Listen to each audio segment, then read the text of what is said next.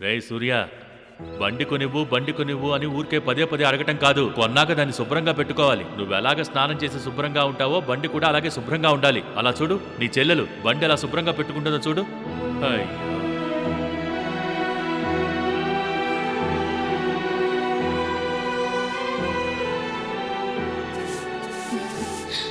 నానా నానా మీరెందుకు ఉడుస్తున్నారు? ఇవ్వండి, నేను ఉడుస్తాను. నువ్వు వెళ్ళి పడుకోమ్మా.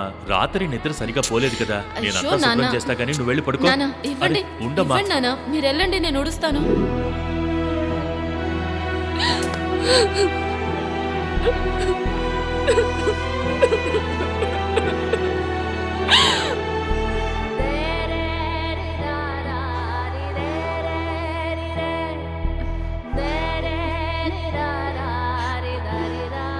నీకు వేడి నీళ్లు కాయటం రాదు, గీజర్ తెస్తానంటే గీజర్ నీళ్లు వాడితే వెంట్రుకలు ఊడిపోతాయంటావు.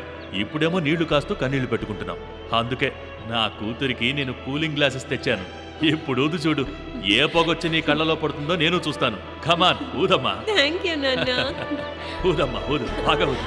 ఊదు ఊదు ఊదాలి, ఫోర్స్గా ఊదు, గట్టిగా ఊదాలి. అని కమాన్, అదిగో నిప్పట్టుకుంది చూడు చూడు. Good good, very good.